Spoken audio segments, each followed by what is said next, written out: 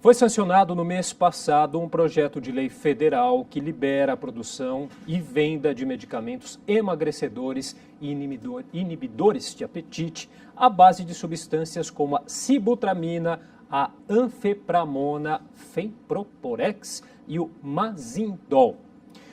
Para falar sobre os riscos e possíveis benefícios desses remédios, eu converso agora com a Gislene Maria Oliveira Luz, que é farmacêutica e trabalha na subgerência de medicamentos da Covisa, que é a Coordenação de Vigilância em Saúde da Secretaria Municipal de Saúde de São Paulo. Olá, Gislene. Boa tarde. Boa tarde, primeiramente, obrigado pela presença.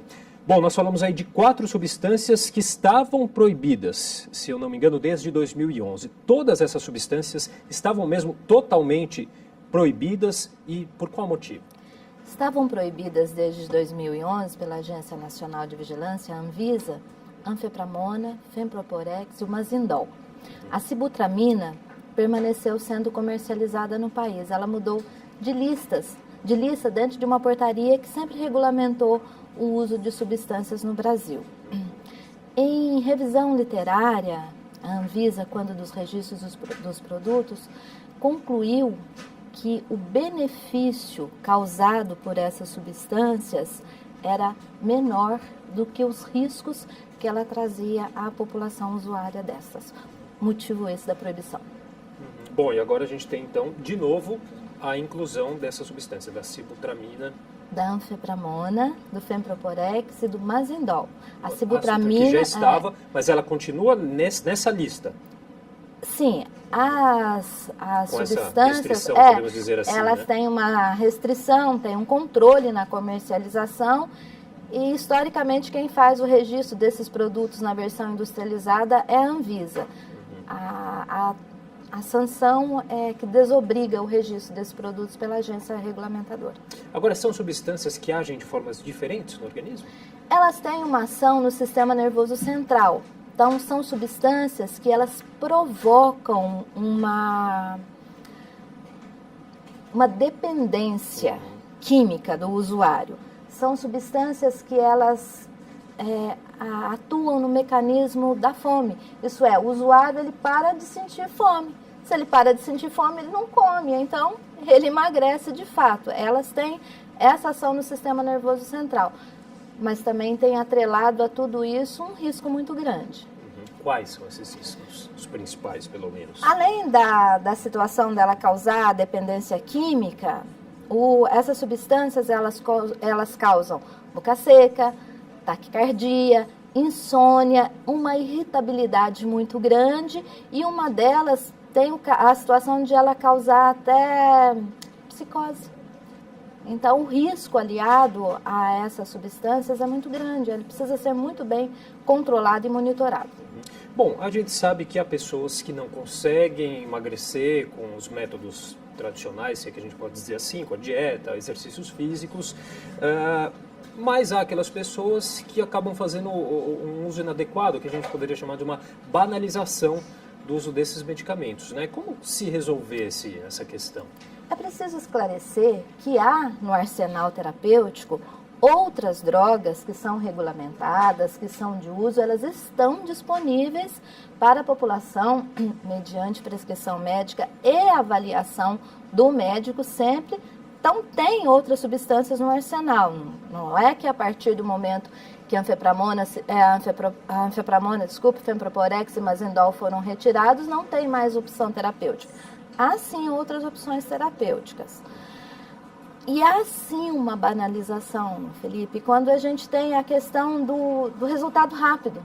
Né? São substâncias que elas causam, elas provocam mesmo um emagrecimento rápido, porque, como eu disse, você deixa de comer.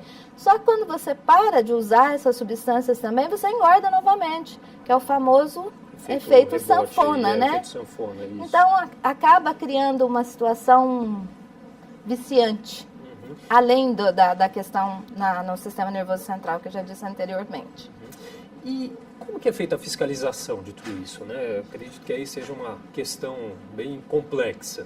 A fiscalização, ela já é da Covisa há mais de 10 anos que a gente já trabalha com isso dentro das farmácias de manipulação há um tempo maior e atualmente a Covisa também já faz a fiscalização na indústria farmacêutica. O que sempre foi fiscalizado foi a entrada desses produtos no país. Quem faz essa fiscalização em portos e aeroportos é a Anvisa, e a gente faz no comércio local, né? Então, são substâncias que elas são vendidas mediante uma prescrição especial, elas têm retenção dessa prescrição, ela tem um prazo máximo de duração de tratamento. São medicamentos, são substâncias que elas devem ser rigorosamente acompanhadas pelo médico, o uso delas, e muito bem avaliadas.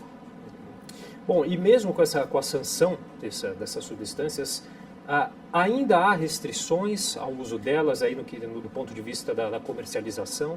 Sim, as restrições permanecem tais quais descritas numa portaria que já é bastante antiga, na questão do comércio, do formulário específico, da retenção da receita, da quantidade máxima que pode ser dispensada por um tratamento X, né, 30 dias, 60 dias, dependendo da substância, e a quantidade máxima que o usuário deve ingerir dessa substância, isso quando acompanhado, e sempre deve ser acompanhado da prescrição, e o farmacêutico dispensador é que vai fazer essa avaliação e nós fazemos a fiscalização. Isso é, a gente verifica se efetivamente a lei está sendo cumprida no uso dessas substâncias.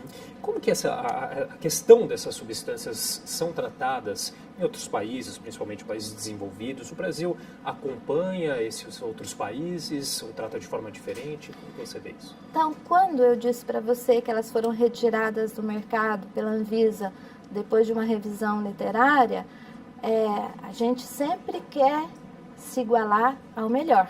As agências regulamentadoras internacionais que fazem isso há muito mais tempo. Anfepramona, ela ainda é usada nos Estados Unidos com bastante controle, bem rigoroso, né?